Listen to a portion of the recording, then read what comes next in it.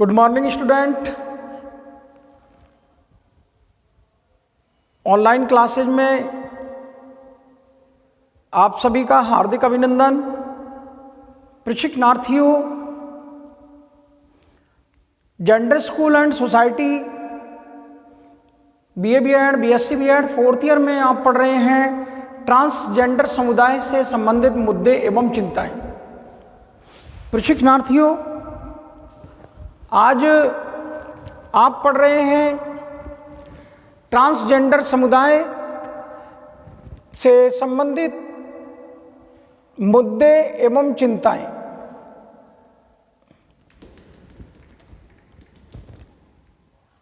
आज का अपना टॉपिक है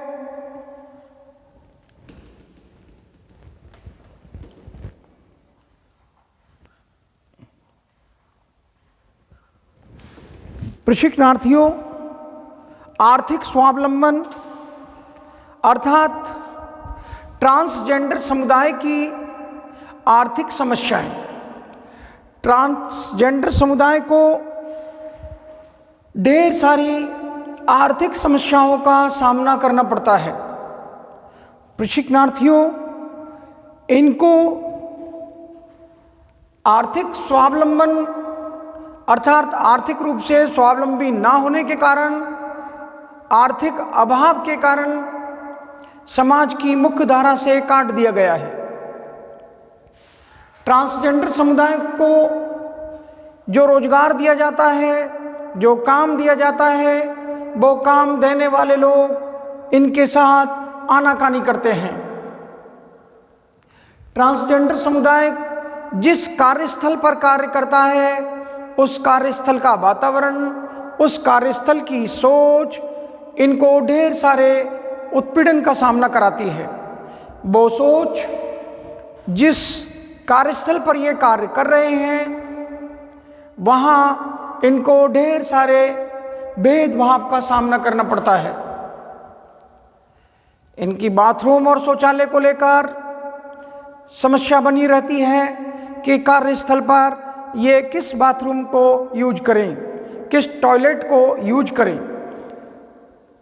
प्रशिक्षणार्थियों, अगर ये पुरुषों के टॉयलेट में जाते हैं तो पुरुषों इनका मजाक बनाते हैं, महिलाओं के टॉयलेट में जाते हैं तो महिलाएं इनसे गाली गलौज करती हैं। ऐसी स्थिति में ये दुविधा की हालत में आ जाते हैं और आर्थिक रूप से कमज़ोर होते चले जाते हैं। प्रशिक्षणार्थियों, इससे पहले वाले पाठ में मैंने आपसे चर्चा की थी सामाजिक दृष्टिकोण को लेकर। ट्रांसजेंडर समुदाय के प्रति जो सामाजिक दृष्टिकोण है, वो हमारे समाज का दृष्टिकोण सही नहीं है। हमारा समाज ट्रांसजेंडर समुदाय को हे दृष्टि से देखता है, ट्रांसजेंडर समुदाय को अपशगुन मानता है, ट्रांसजेंडर समुदाय के साथ भेदभाव किया जाता है, ना उनको बच्चा गोद लेने दिया जाता है, ना उनको संपत्ति में कोई अधिकार दिया जाता है। इन सारी बातों का जो ट्रांसजेंडर समुदाय के साथ यहाँ की जा रही हैं, उसी समाज का हिस्सा ये आर्थिक क्षेत्र भी है, जिसमें ट्रांसजेंडर समुदाय के व्यक्तियों को मुख्य धारा से वंचित कर दिया गया है और उनके साथ काम में, रोजगार में आनाकानी की जाती है। और कहीं से रोजगार मिल भी जाता है तो जिस कार्यस्थल पर वो कार्य करते हैं, वहाँ भी उनके साथ भेदभाव किया जाता है, क्योंकि कार्यस्थल पर कार्य करने वाले जो अन्य कर्मचारी हैं, वो आए तो इस समाज से ही हैं जिसमें उन्होंने अपने पिता को देखा, जिसमें उन्होंने अपने पड़ोसियों को देखा, जिसमें उस समाज में उन्होंने वो असमानता का माहौल देखा है, तो उसी माहौल को वो आर्थिक क्षेत्र में भी कर रहे हैं, उनके रोजगार में भी कर रहे हैं।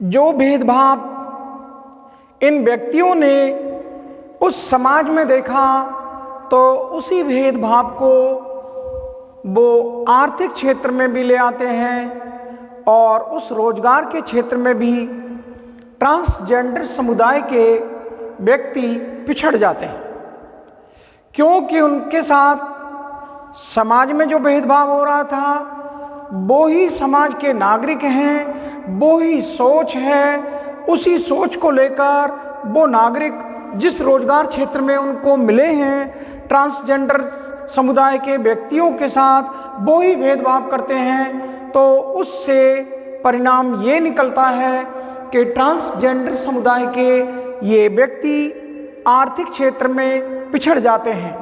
अब चर्चा का जो मुख्य विषय है वो ये है कि ट्रांसजेंडर समुदाय के व्यक्तियों को किस प्रकार आर्थिक रूप से स्वावलंबी बनाया जाए, जिससे कि वो अपनी आर्थिक स्थिति में सुधार कर सकें और समाज की मुख्य धारा में आने के लिए प्रयत्न कर सकें।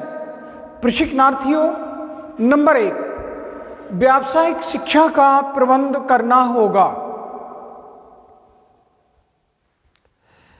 जब तक शिक्षा रोजगारोन्मुखी नहीं बनाई जाएगी, देश में बेरोजगारी का आलम बढ़ता ही जाएगा।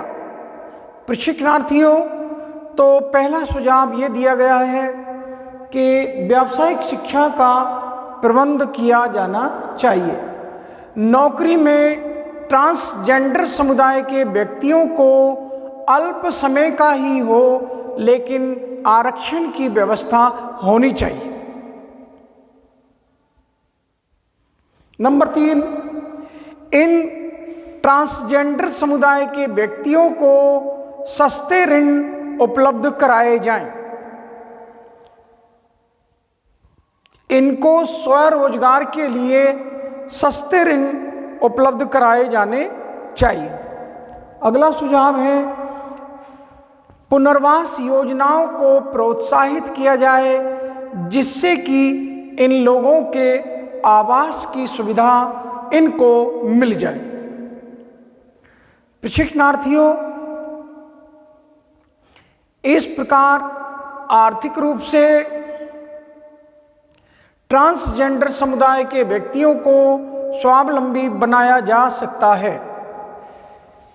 ट्रांसजेंडर समुदाय के लिए जो कानून का निर्माण किया गया है, उस कानून पर भी चर्चा कर लेते हैं। ट्रांसजेंडर व्यक्तियों को कानून के द्वारा जो अधिकार दिए गए हैं, ट्रांसजेंडर समुदाय के लिए, ट्रांसजेंडर अभिव्यक्तियों के हितों के लिए संरक्षण अधिनियम 2019 जो बना है, उस बिल पर चर्चा करते हैं कि सबसे पहले सामाजिक और आर्थिक रूप से जो ट्रांसजेंडर समुदाय के व्यक्तियों को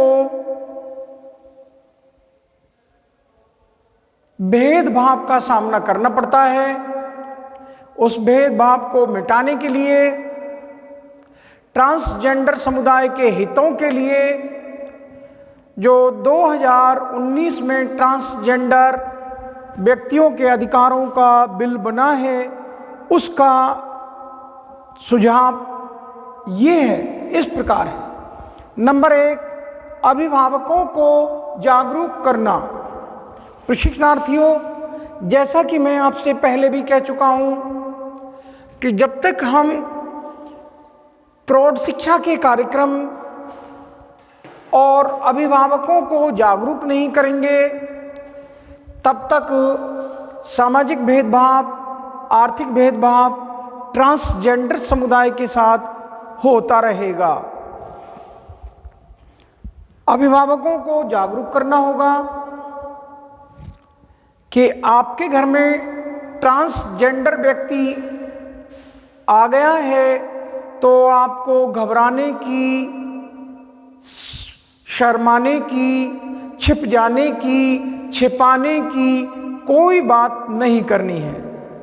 जैसा कि ट्रांसजेंडर परिवार को विशेष प्रोत्साहन और सहायता प्रदान करने का सुझाव दिया गया था, वही सुझाव है कि अभिभावकों को जागरूक किया जाए कि आपके घर में जो ट्रांसजेंडर व्यक्ति है वो शारीरिक गलती की वजह से है, ना कि ईश्वरीय अभिशाप या कोई प्रकृति की माया या अपशगुन या पापों का फल ना माना जाए।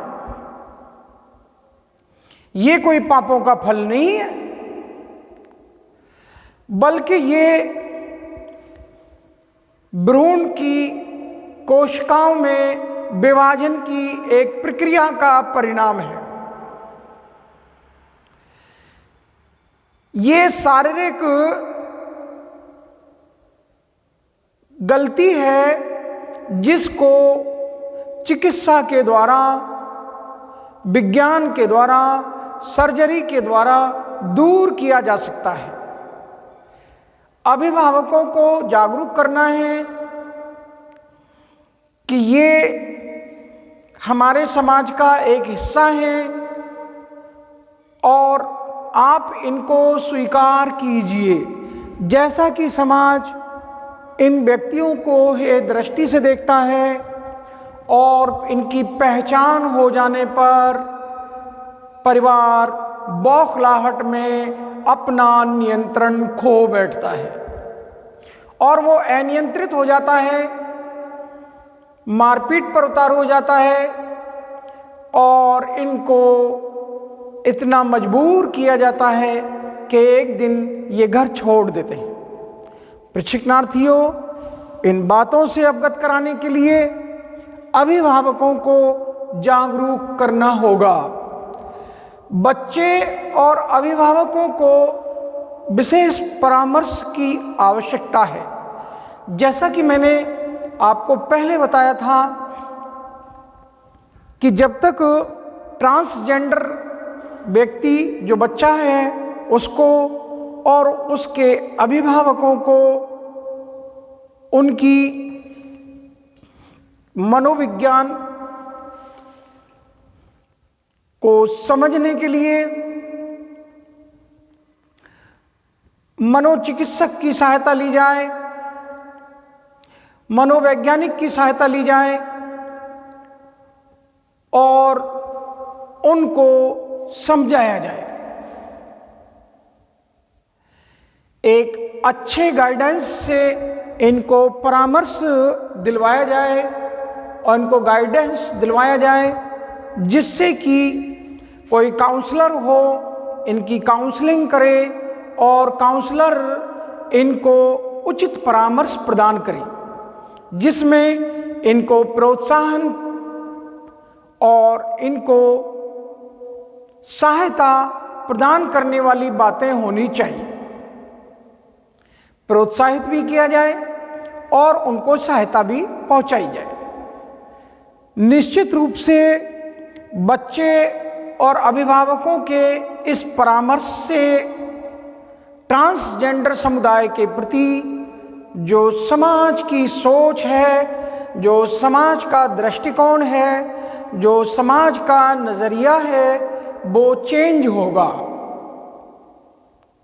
प्रशिक्षणार्थियों, मानसिक स्वास्थ्य सेवाएं देना ऐसे परिवारजनों को जिनमें ट्रांसजेंडर समुदाय का व्यक्ति है, उस परिवार को मानसिक स्वास्थ्य की सेवाएं देनी होंगी जिससे कि उनकी मेंटलिटी को चेंज किया जा सके,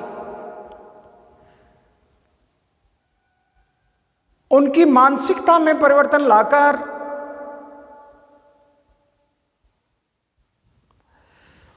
हम ट्रांसजेंडर समुदाय के लिए न्याय दिला पाने में सक्षम हो पाएंगे। इनकी मानसिकता को चेंज करना होगा, तो इनका मानसिक स्वास्थ्य परीक्षण या इनको मानसिक स्वास्थ्य सेवाएं प्रदान करनी होंगी।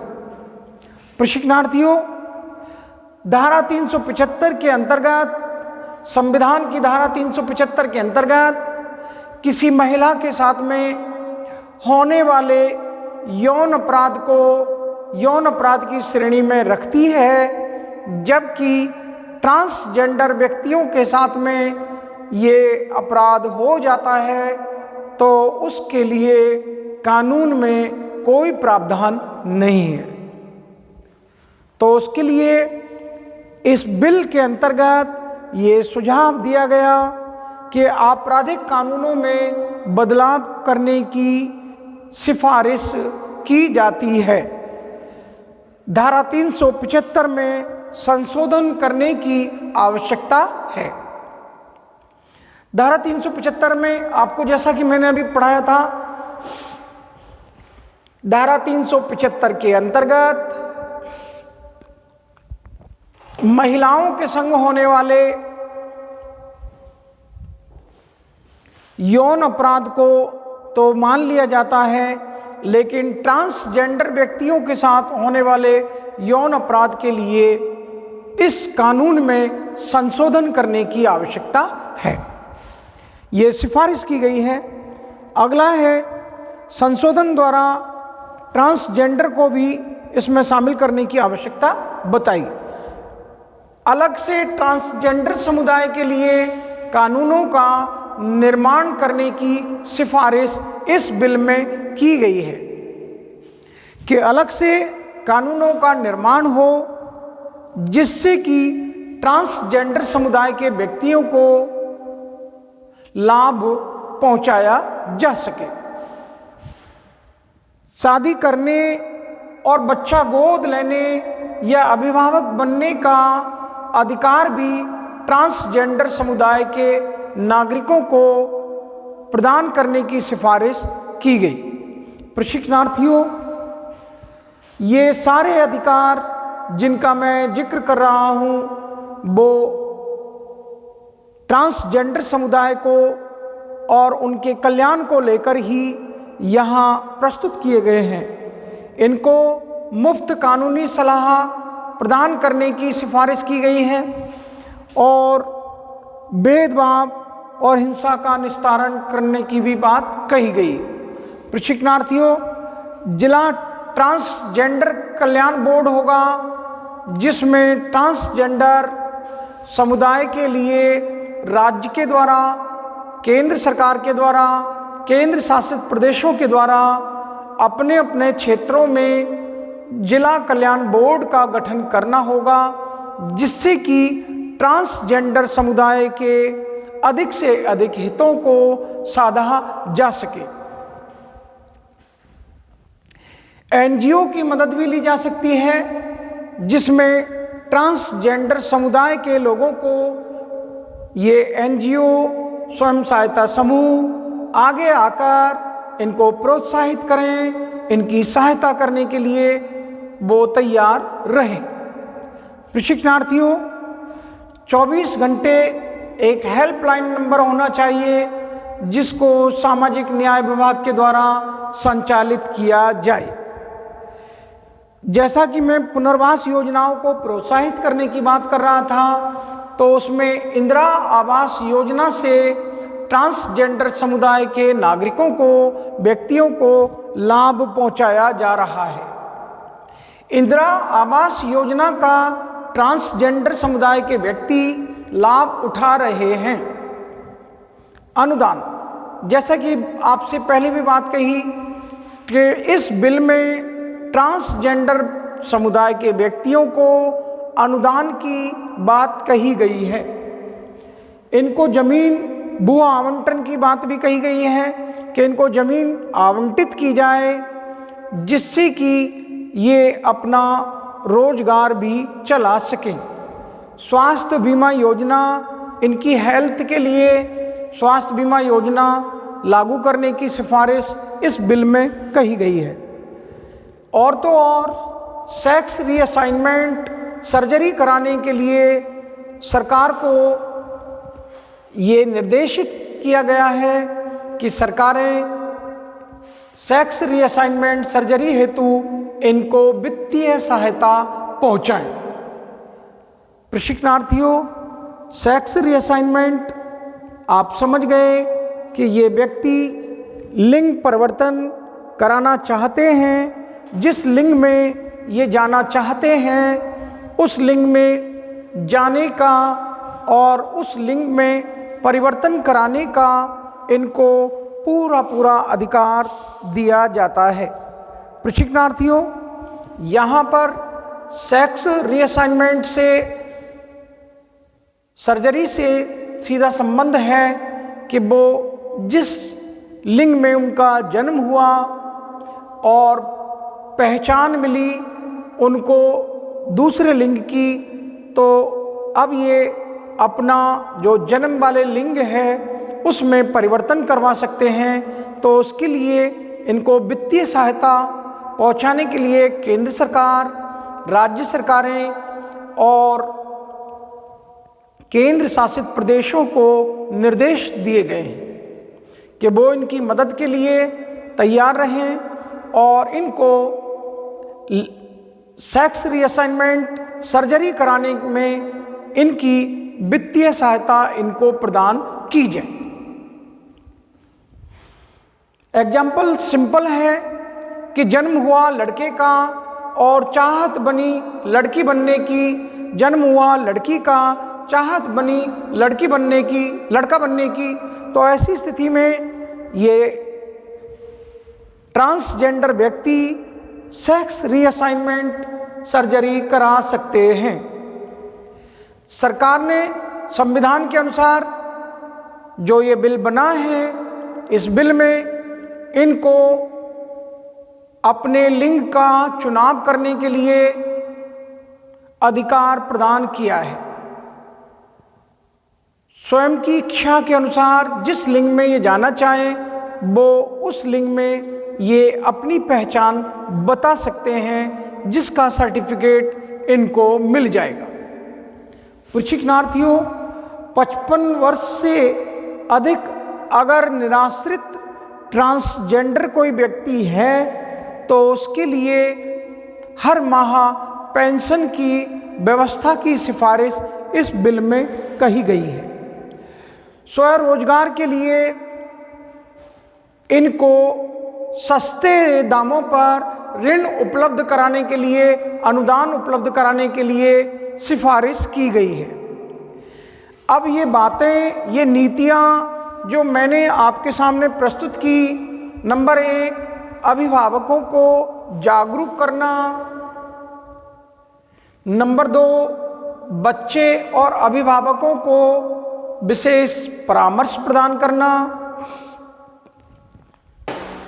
नंबर 3 मानसिक स्वास्थ्य सेवाएं प्रदान करना, आपराधिक कानून में बदलाव की सिफारिश करना, धारा 375 में संशोधन करना, धारा 375 में संशोधन के द्वारा ट्रांसजेंडर को भी इसमें शामिल करना, अलग से कानूनों का निर्माण हो, शादी करने और बच्चा गोद लेने या अभिभावक बनने का इनको अधिकार मिले, मुफ्त में इनको कानूनी सहायता प्रदान की जाए, जिससे कि भेदभाव को निपटाया जा सके, हिंसा को रोका जा सके। राज्य सरकारें, केंद्र सरकारें और केंद्र शासित प्रदेश को ये निर्देशित किया गया है कि वो जिला ट्रांसजेंडर कल्याण बोर्डों का गठन करें। एनजीओ भी आगे आकर इनको सहायता पहुंचाएं, इनको प्रोत्साहित करें और 24 घंटे तक इनको एक हेल्पलाइन नंबर दिया जाए जो 24 घंटे सुविधा उपलब्ध हो। वो सामाजिक न्याय विभाग के द्वारा उसको संचालित किया जाए। इंदिरा आवास योजना से इनके पुनर्वास की व्यवस्था की जाए, इनको अनुदान दिया जाए, इनको जमीन आवंटित की जाए, सस्ते दामों पर स्वरोजगार हेतु इनको रोजगार के लिए सस्ते ऋण उपलब्ध कराए जाएं, स्वास्थ्य बीमा योजनाएं लागू की जाएं, सेक्स रीअसाइनमेंट सर्जरी के लिए वित्तीय सहायता इनको प्रदान की जाए, 55 वर्ष से अधिक उम्र के निराश्रित ट्रांसजेंडर व्यक्ति को पेंशन हर माह प्रदान की जाए और स्वरोजगार के लिए अनुदान इनको प्रदान किया जाए। ये नीतियां धरातल पर कितनी हैं? प्रश्न ये है।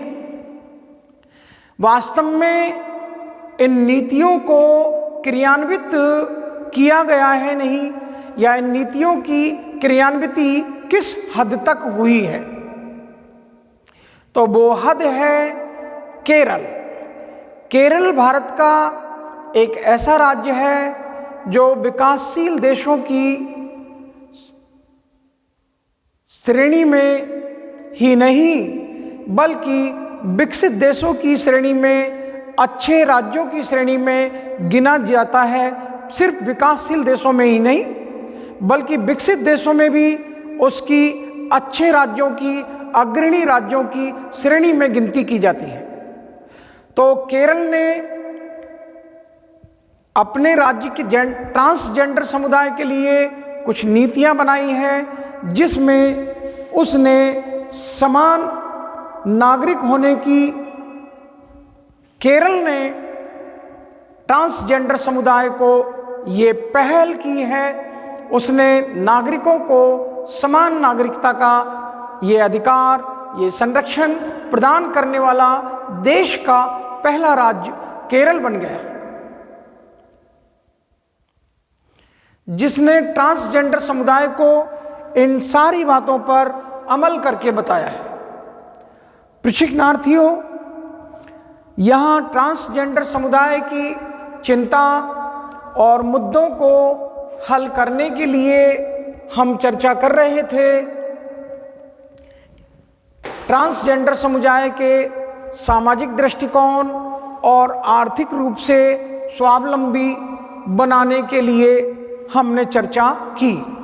प्रशिक्षणार्थियों, हमारी चर्चा का मुख्य मुद्दा ये है कि जब तक समाज के नागरिकों का दृष्टिकोण ट्रांसजेंडर समुदाय के प्रति बदला नहीं जाएगा, तब तक हम सामाजिक रूप से, आर्थिक रूप से ट्रांसजेंडर समुदाय को लाभ नहीं पहुंचा सकते।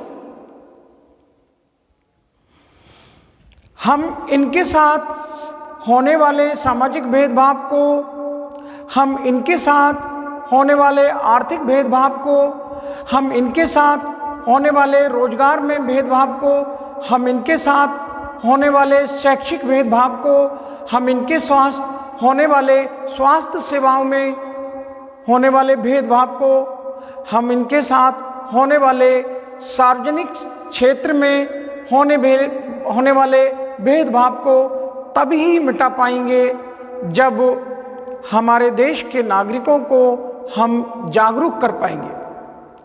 तो उन विचार गोष्ठियों को, उन कार्यशालाओं को,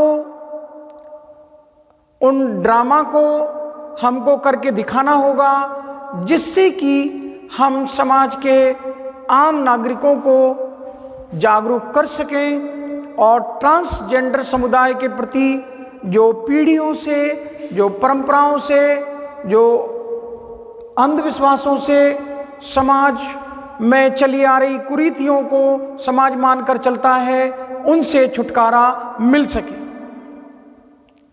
प्रशिक्षणार्थियों, आए दिन आप लोगों से चर्चा ऐसी बात को लेकर होती है कि ट्रांसजेंडर व्यक्तियों के अधिकारों को दिलवाने के लिए, ट्रांसजेंडर व्यक्तियों के अधिकारों का संरक्षण बिल 2019 जो पारित हुआ है, उसकी नीतियां और सिफारिशों पर हमारे देश की सरकारें, चाहे वो केंद्र सरकार हो, राज्य सरकार हो या केंद्र शासित प्रदेश हो, वो कितना अमल करती हैं। अमल सरकारें तभी करेंगी जब देश के, राज्य के और केंद्र शासित प्रदेशों के नागरिक जागरूक होंगे तब। मैं यहीं पर अपनी वाणी को विराम देता हूं और उम्मीद करता हूं कि मेरा ये छोटा सा पाठ आपके समझ में ज़रूर आ गया होगा। प्रशिक्षणार्थियों, इंसान हैं, कहीं भूल हो सकती है, अगर समझ में नहीं आता है पूछ लीजिएगा। पूछने का कोई दाम नहीं लगता है, पूछने का कोई रुपया पैसा नहीं लगता है। आप पूछिए और कमेंट्स बॉक्स में आप मेरे लिए कमेंट्स करके बताइए। मैं यहीं पर अपनी वाणी को विराम देता हूँ। आपके लिए धन्यवाद ज्ञापित करता हूँ। Thank to all of you. Good day.